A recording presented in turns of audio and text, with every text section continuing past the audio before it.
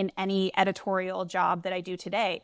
It's not just saying what's on the page and how can I make it better. It's trying to figure out what's missing from that page, because that's where the good stuff is. Like, that's where the proverbial magic happens. You're listening to Someday List, a podcast by To Do.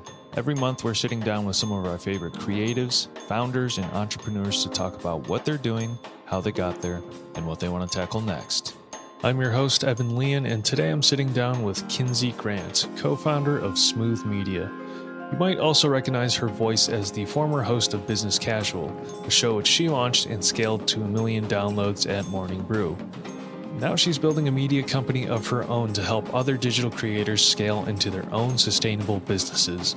We talk about working in media, being a first-time founder, and the opportunity that is the creator economy. Before we get started, if you're looking for an easy way to get organized, look no further. To Do is a thoughtfully constrained, minimalist to-do list app that is as simple as paper. Because we believe that simple stays organized. To Do helps you focus on the things you need to get done so you have more time for the things that matter. Start your 30-day free trial at todo.com or download the free mobile app. On to the interview. Kinsey, welcome to Someday List. Thank you so much for taking the time to be here. Can you tell us a little bit about yourself and your company, Smooth Media? Sure, I would be happy to. And thank you so much for having me. I'm super excited to have this conversation. I have to be totally honest. This is the first interview that I have done in my Smooth Media capacity. So I'm very excited to do this. Thank you for having me on to chat a little bit about it. So hello, I'm Kinsey Grant. I am originally from the South. I'm from Florida. I always say the Georgia part of Florida, not the beach part of Florida. I think that gives people a little bit of extra context as to who I am and how I operate. But I have always been really into media in all of its many ways, shapes, and forms. I envisioned being a television news reporter from a very young age. That was always what I wanted to do. When I went to college, I pursued a career in broadcast media, did a bunch of stuff that was setting me up for that very career in broadcast television. And then when it came time to take one of my prerequisite classes for graduating, I had to choose between reporting on business and reporting on the economy. I chose reporting on business. And that was a really exciting switch for me. It was something I never really envisioned myself doing. And I'm super glad that I did it, because now it's led me down a very interesting path. That path started with a job as a breaking news reporter working on Wall Street. I was covering basically just the stock market from like all day long, 20 stories a day some days. It was pretty wild. But I got a little frustrated with that, just the lack of creativity. It wasn't super fun. I wasn't speaking to people who were like me or had any similar interests to myself. And so I decided to start looking for other jobs. Around then, I heard from Morning Brew, had been a longtime reader of Morning Brew, and ended up joining the company as the 5th employee, our second writer at the Brew, and did the main newsletter for about a year and a half before going full-time at Morning Brew on the podcast that I started, Business Casual. Did that for about a year and a half as well, and just really got into interviewing people. So it's fun to be interviewed sometimes. I'm still new at it, but just really loved making new media. So after Morning Brew went through a major change, got bought, a bunch of us decided it was time to move on and start something new.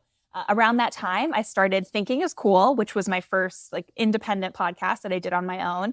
But we also started, at the time, it was called Smooth Ops, Smooth Operations and Creator Services. We are now Smooth Media. We are a full-fledged media company. But I started it with Josh Kaplan, who is the Smooth Media CEO, who is also the first business hire at Morning Brew, and Jenny Rothenberg, who is effectively our COO and just our does everything kind of a person. She is incredible at Smooth Media as well. She was the head of growth at Morning Brew. And we all kind of started around the same time, all left around the same time, and ended up working on Smooth. So what Smooth is a company that builds other media companies with creators. So effectively, a creator comes to us and says, I have this great audience. I'm really excited about the work that I'm doing, but I have no time. I really want to build something that gives me equity, and I want to be able to scale beyond just me.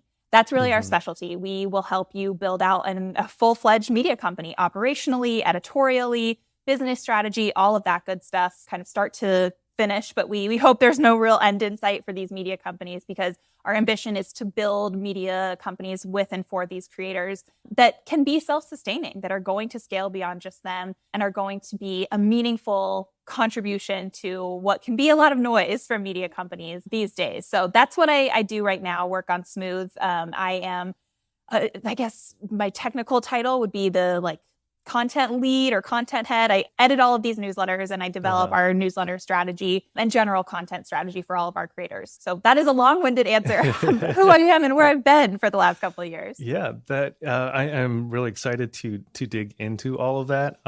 First order of business, I do have to thank you and your co-founder Josh Kaplan personally, because a lot of the podcast know-how that I have accumulated and try to pass off as my own sometimes is just stuff I've learned from Podcast OS and just watching how Business Casual grew and operated.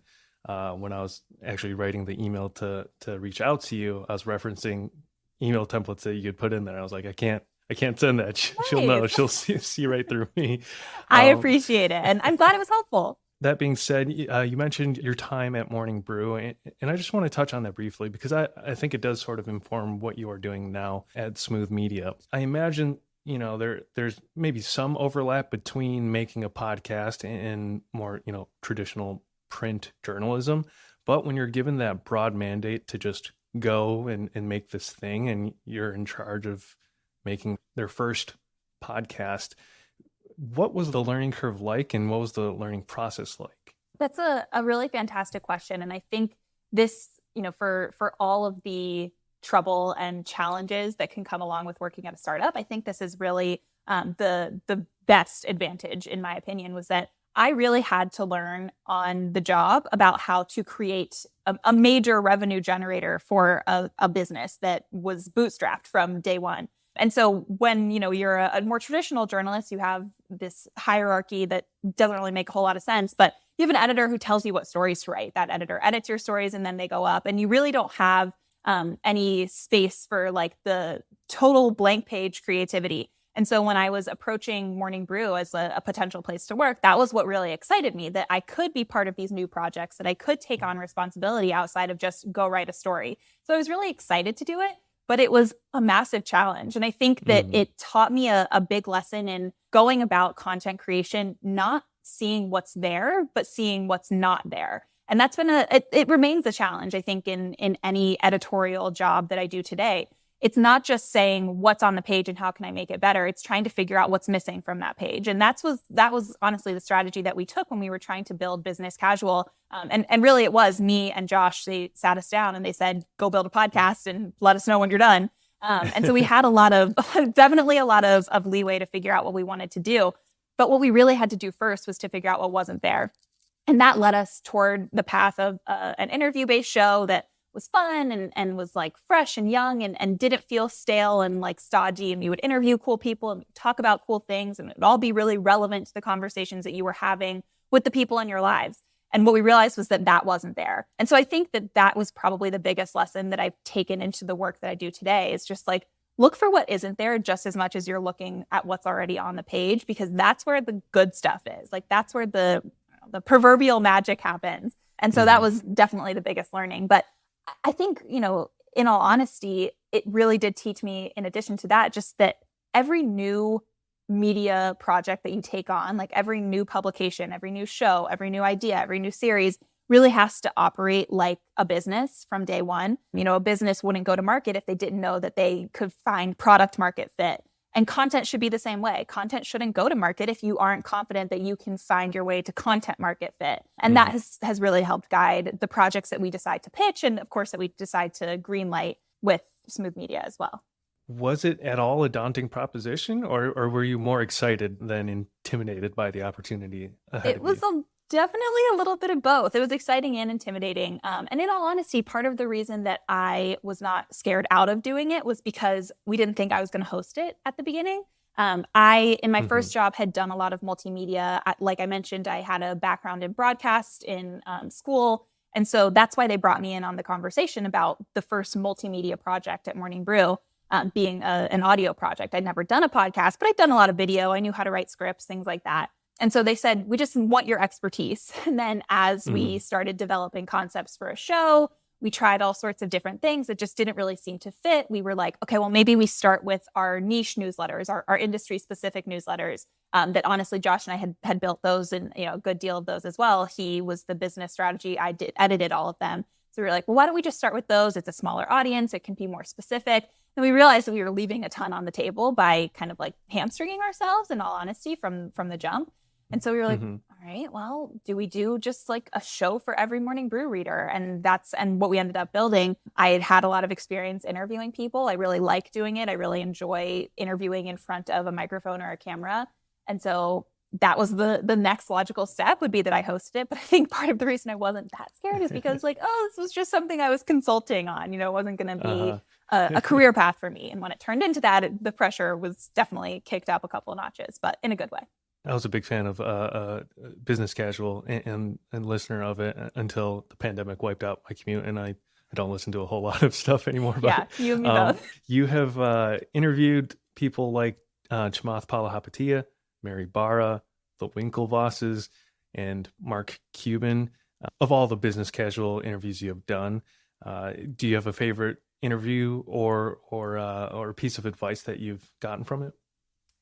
I would say that the little nugget, and I remember putting it on a podcast cover art, the one that I come back to the most in my day-to-day at work now is perfection is the enemy of progress, which was a conversation that I had with Mark Cuban. That was kind of the theme. And I feel like it's a little dorky to like quote Mark Cuban from my own podcast in another podcast, but that has certainly been a lesson that has stuck with me. But the interviews that were the most fun were, in all honesty, the ones that I did in person, which unfortunately was not the bulk of them. The show started in September of 2019. So we only had about 6 months or so before everything went remote. And we also doubled our output while we were remote. So obviously the lion's share were done remotely. And some of those were really interesting and touching and insightful. But I just really prefer, sitting down across the table from someone. I would say like the Instagram types were probably my favorite to interview. I remember interviewing a TikToker like right before TikTok kind of blew up and being like, I don't understand this app. Can you explain it to me? And now I look back and like, oh my, that's so embarrassing. But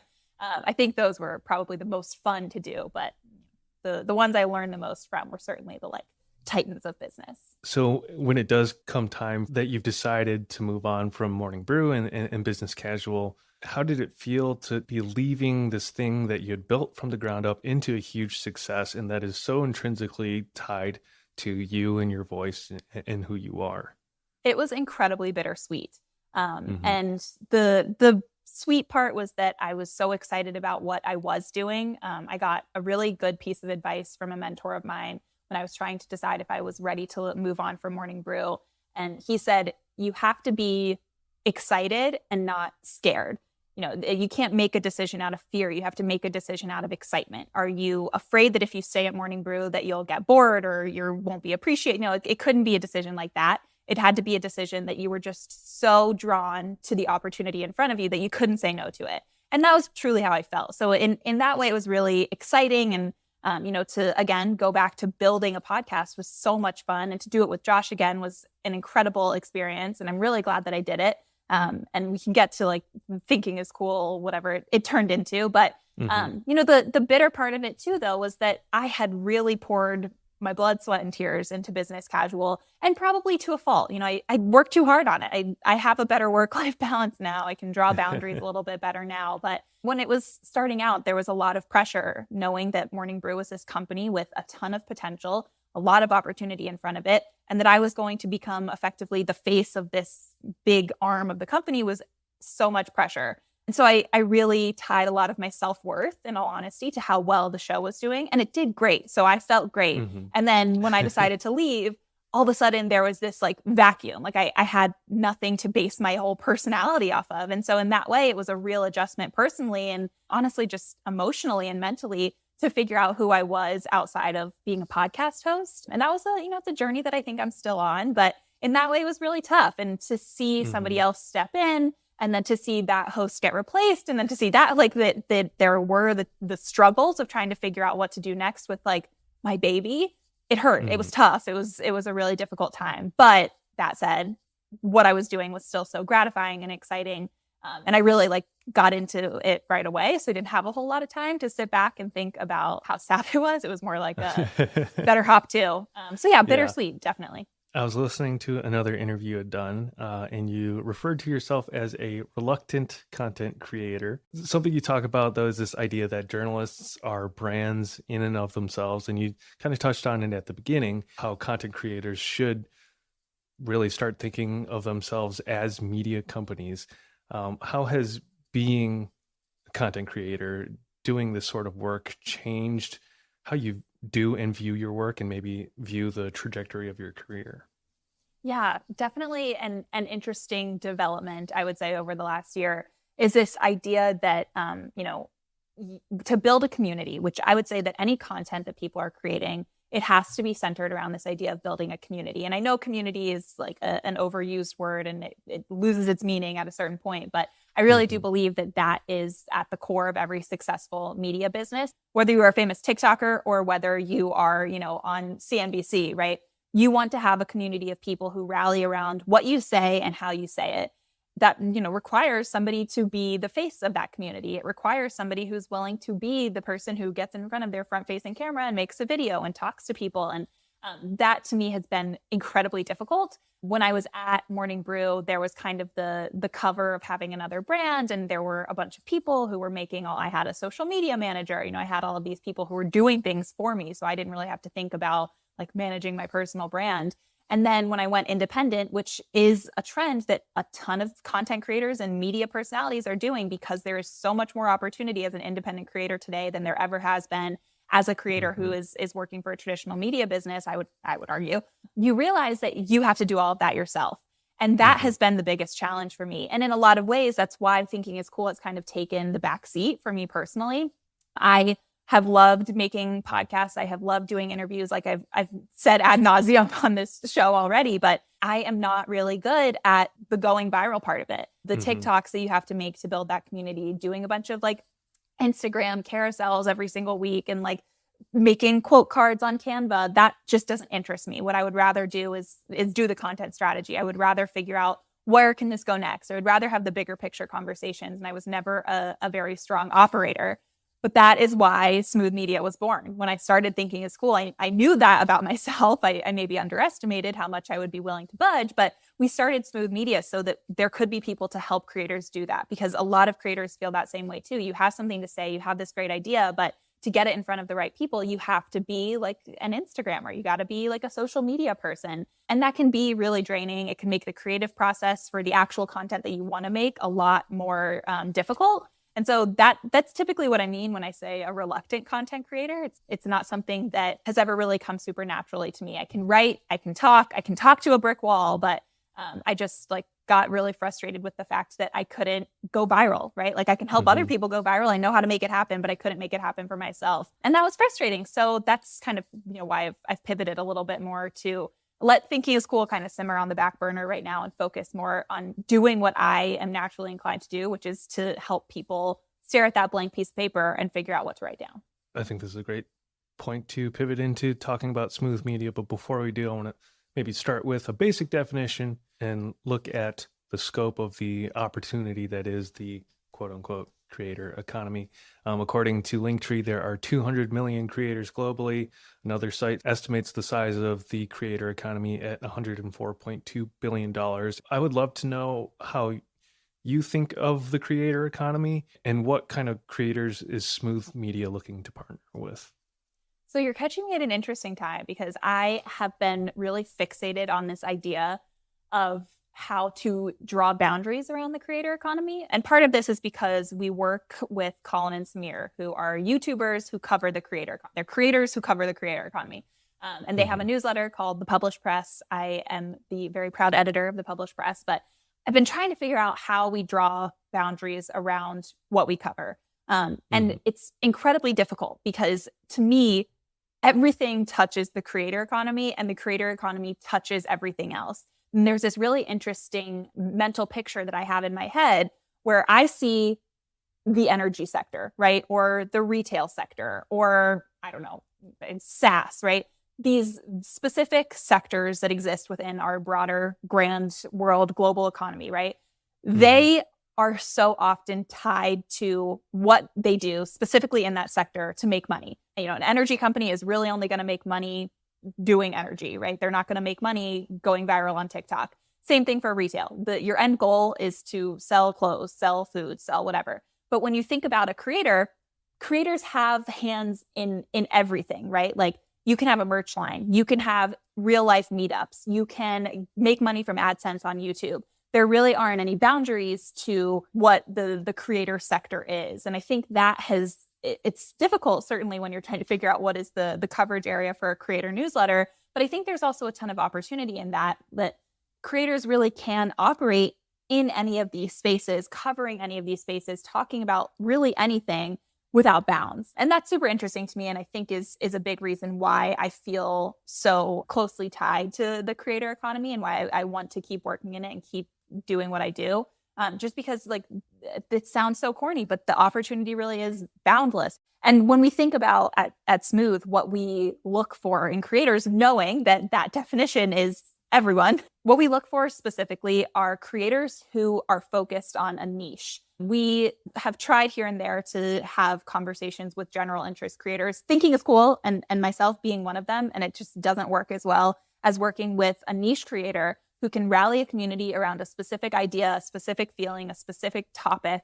Those are the people who we like to work with the most, because when you know kind of the direction that you're going to be headed in, when you know how to talk to people who all have some sort of something in common, you are set up a lot more effectively, and I would say more beneficially, to then capitalize on that, to give those people what they want and to make money doing it, and to really build something that can be lasting, that's not just like a flash in the pan, right? And I think an apt personal story is I randomly had a TikTok go like mega viral, like millions of views, and it had absolutely nothing to do with my day job. It had absolutely nothing. It was like pretending to bite a carrot, like it was like a totally random, like throwaway TikTok that I just did for fun, kind of like the old Twitter, right? Twitter in the old days, you just kind of like tweeted whatever, and sometimes it would hit. Mm-hmm. I put out that TikTok. It did crazy numbers, and then nothing, right? Like nothing happened because there was no point. I didn't get a brand deal. My mom literally emailed like a carrot company and was like, let my daughter be your spokesperson. And nothing came of it because there was nothing to rally around. It was just a funny idea. And I think that is an apt metaphor for the creator space right now. You can have a great idea once, but if you can create something that people can keep coming back to, that's what I'm interested in. So you're saying you could have almost been the corn kid? I was almost the corn kid. Oh, if only I were cuter and smaller and, talked about corn. This interview is brought to you by To Do. You're juggling a lot and you don't know where to start. We've all been there. And that's why we made To Do with the core belief that less is more. To Do is the minimalist to-do list app to ease your cognitive burdens. We are the most refreshing task manager in a sea of monster energy drinks. No pings, no feeds, no comments, just you and the things you need to get done in a simple, intuitive interface. Use code SomedayList for 20% off when you subscribe at TEUXDEUX.com. Back to the interview. I think that is really fascinating, especially with, I feel like TikTok has driven such a change in behavior and disrupted, the influencer creator space as it is. So you mentioned you edit the published press for Cullen and Samir, and you talked about some of the things as an independent creator that maybe you didn't love as much. What kind of infrastructure does Smooth Media help creators with? So we really try to take a tailored approach to every creator with whom we work, knowing that they all have different goals and what their end game is looks different from creator to creator. But I'll give an example with the published press. We kind of started working with Colin and Samir in sort of like a consulting kind of ad hoc basis on their YouTube and like figuring out what this newsletter that they had could become. And then once we realized that this newsletter was really what people wanted, 3 times a week, twice a week, it's like news, 3 stories, and then a bunch of links about what's going on in the creator economy. Sundays, it's a longer piece, kind of digging deep. It's the Sunday issue, right? It's digging deep into some larger topic within the creator space. We realized that had a ton of opportunity. And so with them, we focused most of our relationship on making sure that newsletter is as great as it can be, making sure it reaches all of the right people.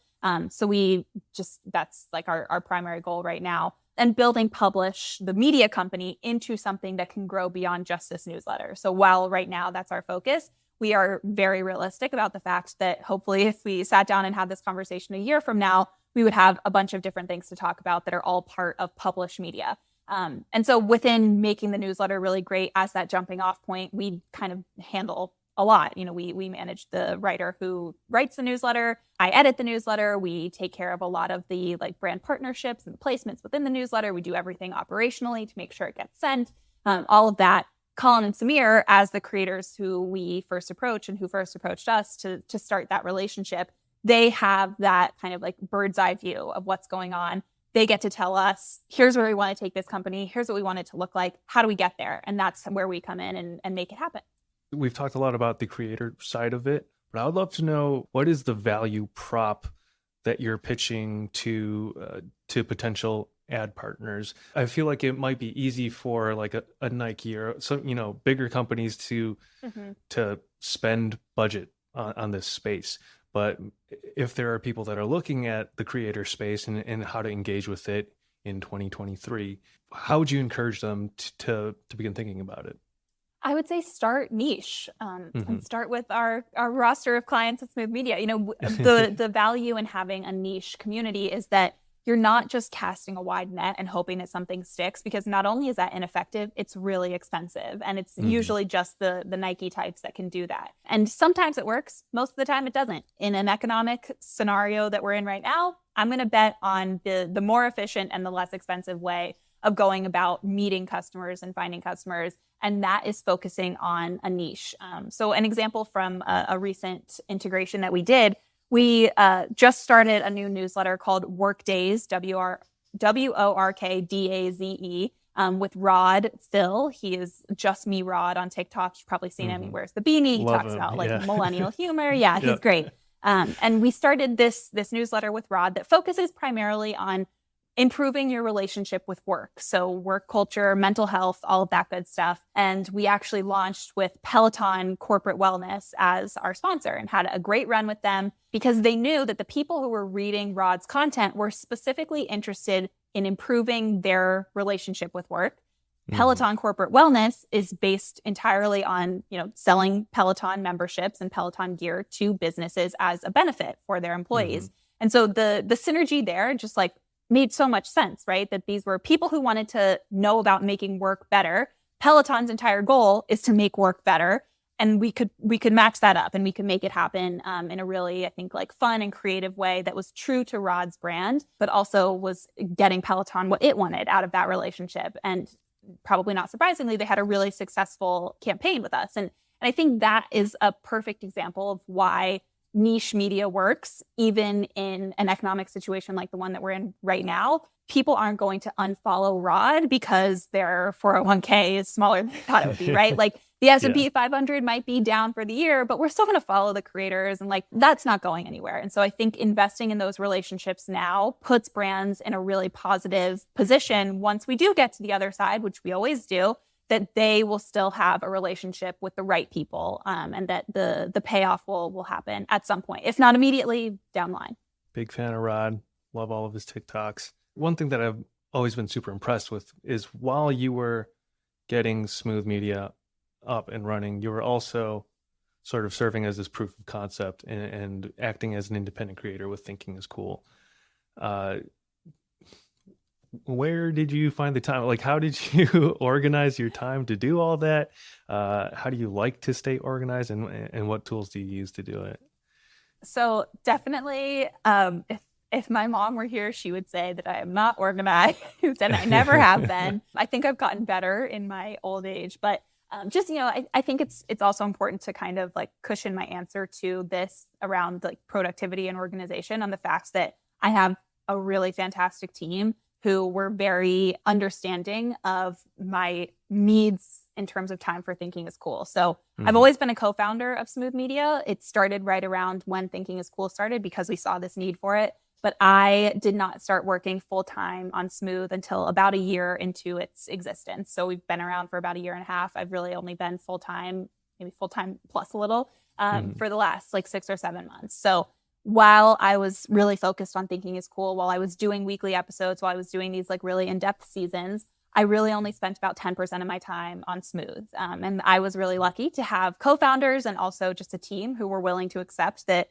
that was what I could bring to the table at the time. It was going to change eventually. That was kind of always the plan. When we got to actually, it was the middle of the summer. I remember because Josh and I went to an event. We went to like a creator event, and we were walking back to my apartment thinking like, there's a real opportunity here. Like I know what I'm doing when it comes to building newsletters. Why am I not doing this? Why am I not building a podcast for these people? And so that was kind of the wake up call that it was time to consider spending more time on Smooth. And as luck would have it, I was really burned out on making podcasts, and I had just like kind of run myself into the ground, and creatively I was spent. I had no gas left in the tank. And so I got to be like, I was lucky and very privileged that I could step back and say, I want to spend more time on this instead of being like forced or anything like that. So I would say the shift happened in like summer of 2022, that I went from 90% thinking is cool, 10% Smooth Media to like 105% Smooth Media. And now thinking is cool. It's dormant, I would say, for now. Maybe I'll come back to it at a later date. But with that in mind, in terms of productivity, I am probably one of the last proponents of the Notes app as a to-do list. I have tried to switch over to Notion permanently, and I'm a rudimentary user, I would say. But I am very old school. Like I will use the Notes app on my phone. I'll write a to-do list every day. And then I will just rely on my trusty Slack reminders to keep me in line and make sure that I am where I need to be at the right time and prepared for what I need to be prepared for. But the one thing that, when it comes to like working in a creative space, I would say it's not impossible, but it's pretty difficult to show up to a meeting like empty-handed. Like my job is to come up with ideas for people. And so that I take very seriously, and I don't want to just show up and like, I don't know if I can curse, but like bullshit my way through a meeting. And this creator I'm on their team to help them come up with ideas. And so I am a big proponent of waking up early, because that's when I am most creative. Most of my team is on the West Coast. So the hours of like 6 a.m. to, I don't know, like 11 a.m. are pretty quiet for me. So that's when I look at my calendar for the day, figure out what I need to come up with ideas for, and do it then. And just like, I don't know, steering into the times when I feel the most creative has really been like the biggest productivity hack for me. So instead of trying to come up with ideas when it's like 7 p.m. and I'm exhausted and I've been staring at the computer screen all day, like I'm not going to be at my best then. So I steer into when I do feel my best. And other than that, I kind of fly by the seat of my pants. I don't know. It's worked out okay for me so far. But yeah, it's also just in having a great team of people who I can trust to get things done. I think that's like the biggest productivity hack, which I know is not very helpful. But I think that's pretty helpful. The ability to let go of control a little bit, I think is definitely something I could work on at least. When you have accomplished as much as you have, as early as you have in your career, what do the other goals on your someday list look like? What would you like to accomplish with Smooth Media, or just as Kinsey Grant?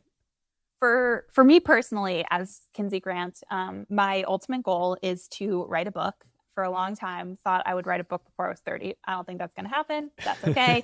I'll get to it eventually. But I love writing, and I have really been lucky in working with my team, that they are supportive of the fact that like at my core and in my heart, I want to write. I want to be a journalist. Like I want to go out and talk to people and understand the world around me and synthesize that world for other people. That's kind of like my nature, is to do that.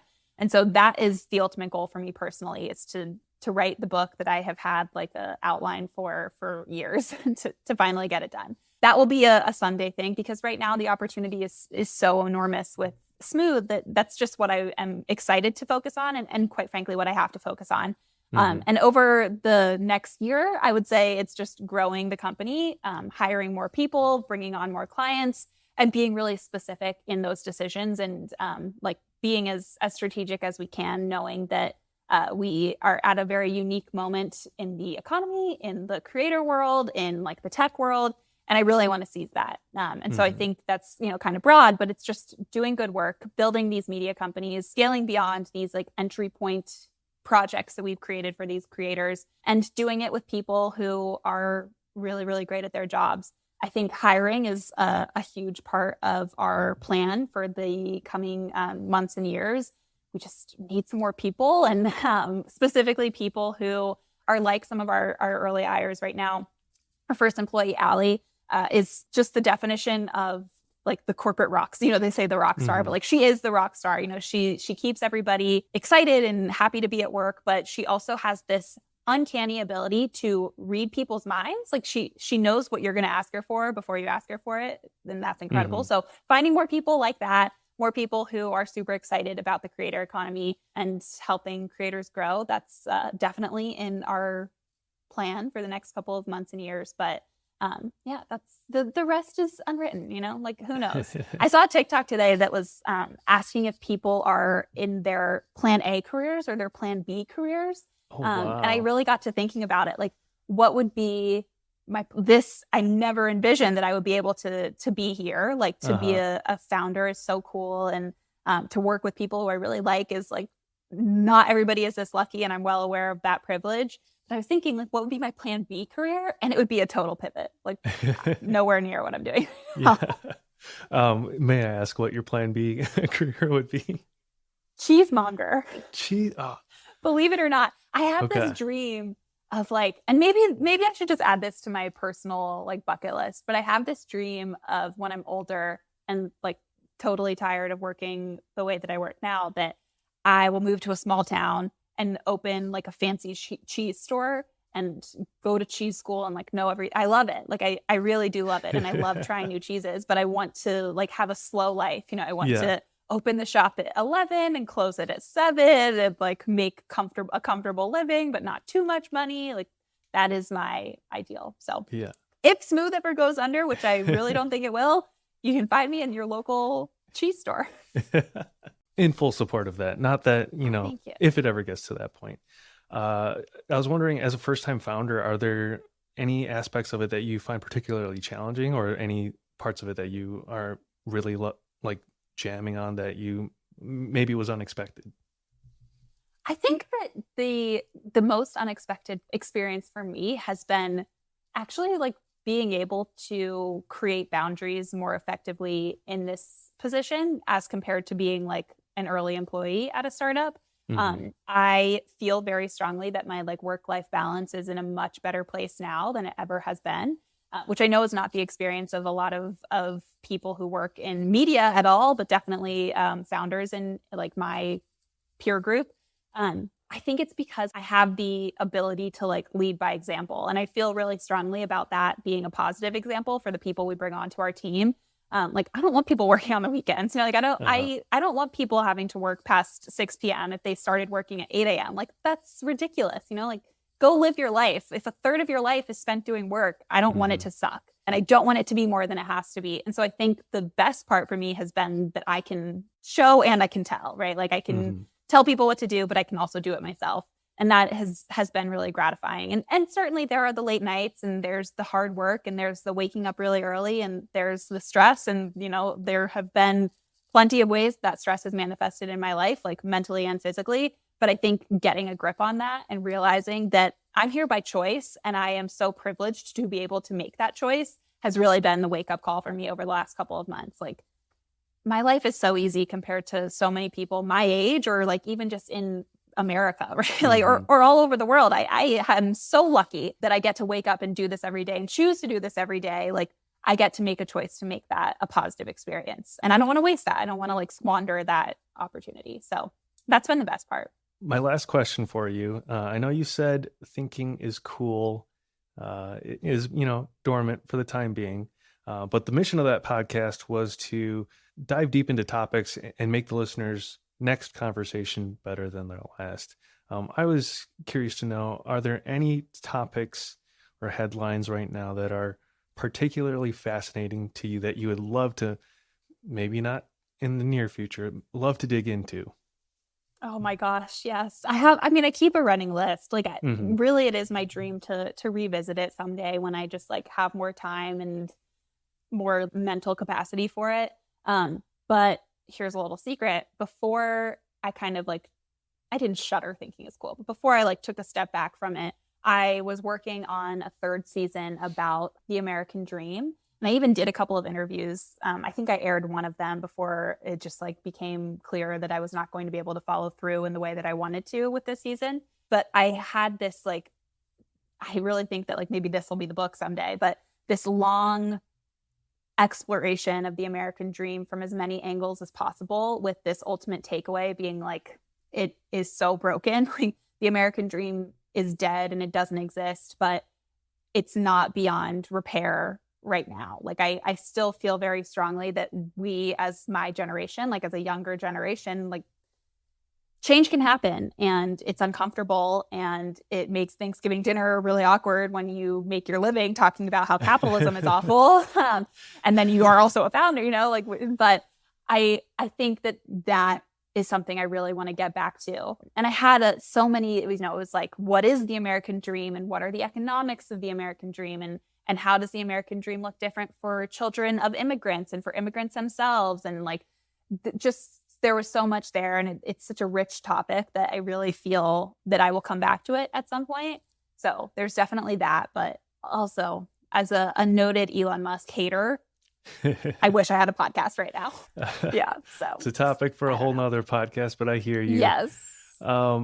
Kinsey, I am such a fan of everything you have done, are doing, and I really look forward to seeing everything you do in the future. Thank you so much for your time and for kicking off season 2 of this podcast with us. Where can our listeners find you online? Well, pretty much everywhere. As I mentioned, reluctant content creator, but creator nonetheless. I am on Twitter for who knows how long it'll be there. Kinsey Grant. Instagram, it's just Kinsey R. Grant, I think. But if you want to learn more about Smooth, you can go Google us. I think we're smoothmedia.co online. And if you ever want to chat, you can email me. I'm happy to answer emails. My email is Kinsey, Kinsey, at smoothmedia.co. And I would love to hear from people. And also, Evan, thank you so much for having me. This was such a wonderful experience and such thoughtful questions. I really appreciate that. Thank you for tuning back into season 2 of Someday List. We have more interviews lined up for you this year, so make sure you follow the show on Apple Podcasts or Spotify. You can also follow us on social media at To-Do App on Instagram or TikTok and at To-Do on Twitter. This podcast is produced by To-Do. Our theme music is composed by Evan Laybourne. I want to thank our guest Kinsey Grant for coming on and kicking off the season with us. And, of course, thank you, the listener. We'll catch you next time.